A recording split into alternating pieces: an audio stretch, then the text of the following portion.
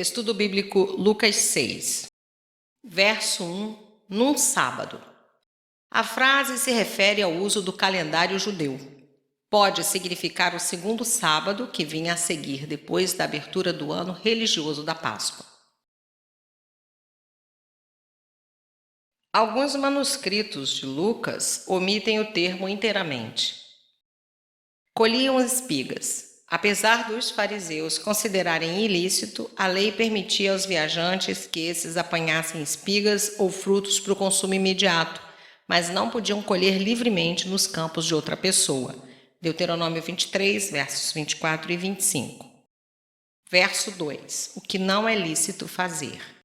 A interpretação restrita da lei encarava o apanhar e debulhar de espigas como trabalho, o qual não era permitido aos sábados.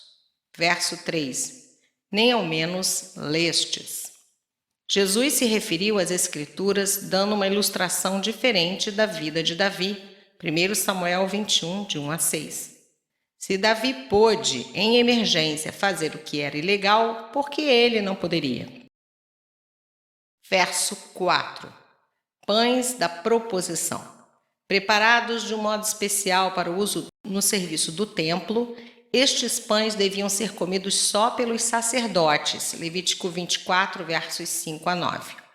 Num tempo de necessidade, Davi os levou a seus companheiros, 1 Samuel 21, versos 3 a 6. Verso 5. Senhor do sábado.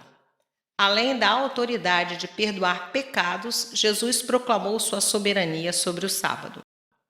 Verso 7. Os escribas e fariseus observavam-no. Zangados por causa da derrota na argumentação referente à observância do sábado e pela proclamação que eles tinham por presunçosa, os escribas e os fariseus estavam ansiosos por apanhar Jesus. Verso 9. É lícito nos sábados fazer bem ou mal? Considerando que era permitido pela lei fazer o bem no sábado, e uma vez que a cura era fazer o bem, esta estava acima de críticas. Entre escolher fazer o bem e não fazer nada, Jesus mostra que a falta de fazer o bem é um mal em si mesmo. Verso 11. Se encheram de furor.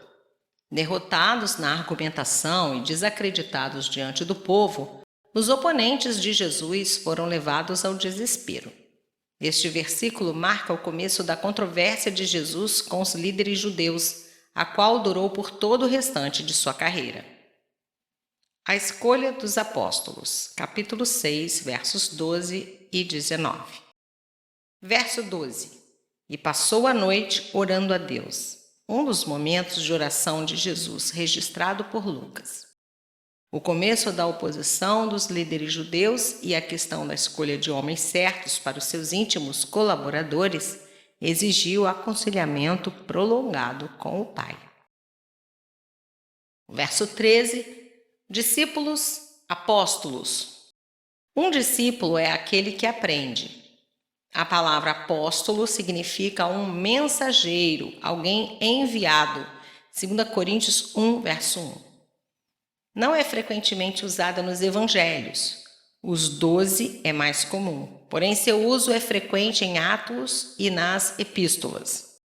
Até agora, Lucas tem falado de Simão, porém a partir de agora normalmente o chamará Pedro. Versos 14 a 16. A seguinte lista concorda com as de Mateus e de Marcos. Mateus 10, versos 2 a 4, Marcos 3, 16 a 19. Exceto quanto ao nome de Judas, irmão de Tiago, que pode ser o mesmo Tadeu nos outros dois evangelhos. Verso 17. E descendo com eles, parou numa planura. Estudantes da Bíblia têm argumentado sobre se o texto seguinte é um texto paralelo ao Sermão da Montanha de Mateus 5 a 7, uma vez que este foi pronunciado sobre uma montanha.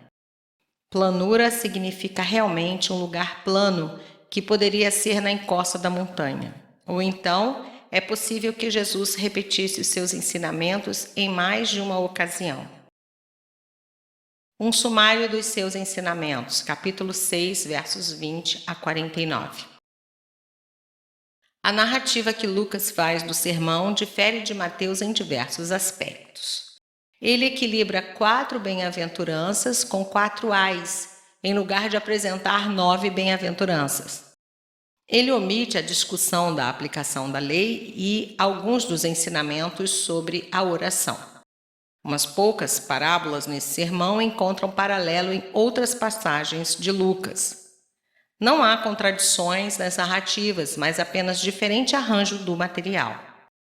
A palestra foi feita particularmente aos discípulos, embora a multidão também a ouvisse. Verso 20. Bem-aventurados. Bem-aventurado implica mais do que afortunado ou feliz. É um termo religioso e significa os que desfrutam do favor de Deus. Vós, os pobres. Lucas está especialmente preocupado com as bênçãos que o Evangelho traz ao pobre. Enquanto estavam viajando com Jesus, os apóstolos não tinham meios visíveis de sustento e dependiam de ofertas. A pobreza pode ser uma maldição, Provérbios 30, versos 8 a 9. Mas os discípulos sabem que eles devem depender de Deus em todas as coisas. Eles não têm recursos de si mesmos e são pobres, mas Deus os abençoa com o reino. Verso 21. Bem-aventurados vós, os que agora tendes fome. A fome lhes dá consciência de sua necessidade e eles esperam de Deus a sua satisfação. Mateus dá a entender que a fome é espiritual. Bem-aventurado vós, os que agora chorais. Jesus sabia que aqueles que lhe eram fiéis teriam de participar de suas dores, mas ele lhes prometeu que também participariam do seu triunfo. João 16, verso 20. Verso 22. Bem-aventurados sois quando os homens vos odiarem. O conflito que já tinha começado entre Jesus e os líderes da nação envolvia também os seus seguidores, João 15, versos 18 a 25. Uma bênção para o perseguido parece inatingível e não é para o sofrimento em geral que essa bênção é prometida, mas só para o sofrimento que é por causa do Filho do Homem. Versos 24 a 26. Os ais, conforme já mencionamos acima, correspondem às bênçãos dos versículos anteriores.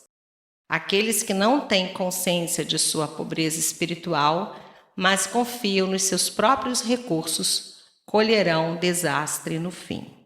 O termo ai frequentemente representa um oráculo profético de ruína, Ezequiel 34, 2. Verso 27. Amai os vossos inimigos. O amor era o âmago dos ensinamentos do Senhor, porque é a essência do caráter de Deus. Verso 29. Ao que te bate numa face, oferece-lhe também a outra.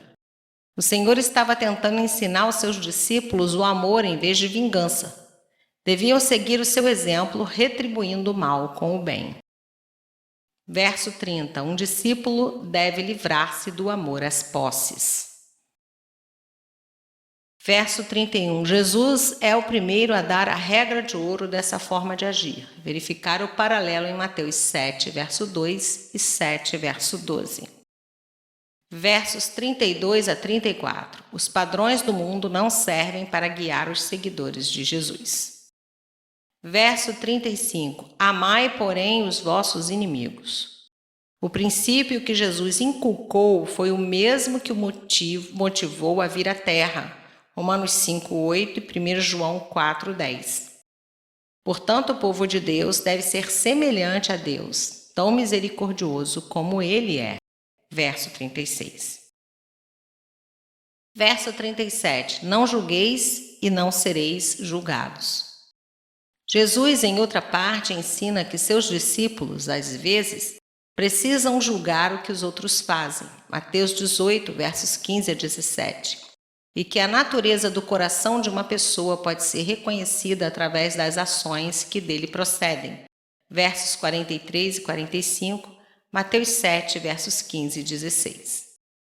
Aquilo contra o que ele adverte aqui é a hipocrisia dos que condenam outros por aquilo que eles mesmos são culpados. Versos 41 e 42, e o fracasso em demonstrar misericórdia, verso 36. Perdoai e sereis perdoados. Tal perdão não é uma recompensa, porém, a menos que nós perdoemos os outros, não temos genuíno arrependimento e fé, e assim nós excluímos do perdão. Verso 38. Boa medida, recalcada, sacudida, transbordante. A figura de linguagem foi extraída da prática do mercador oriental de cereais, que enche a medida do seu freguês o mais que pode até que os grãos transbordem. Verso 41. Argueiro, trave. Talvez Jesus tivesse a desagradável experiência de um grão de pó de serra nos olhos quando trabalhava na oficina de carpinteiro de José. Assim como um pouco de pó de serra está para uma tábua, também uma pequena falta na vida do irmão quando comparada com uma falta maior na própria vida. Verso 45. A boca fala do que está cheio o coração. Como centro do ser humano, o coração determina sua conduta e precisa ser regenerado. Sem tal mudança interna, ninguém consegue fazer a vontade de Deus. Jeremias 24, 7, 31, 33, 32, 39, Ezequiel 36, versos 23 e 27, Mateus 15, 18 e 19, Romanos 6, 17. Verso 46. Me chamais Senhor, Senhor. Não é suficiente submeter-se de lábios ao senhorio de Cristo. A fé genuína produz obediência. Uma árvore é conhecida pelos seus frutos. Verso 44. Verso 48. Vindo a enchente. Tendo as colinas da Palestina pouca vegetação, as chuvas do inverno produziam violentas enxurradas que varriam qualquer construção que houvesse no caminho. A areia era lavada rapidamente, as construções feitas sobre rocha resistiam. Cristo ensinou que o único alicerce seguro para toda a vida podia ser encontrado em seus ensinamentos e verdade. Com esta declaração exclusiva, ele se tornou o árbitro do destino humano e o objeto de toda fé verdadeira.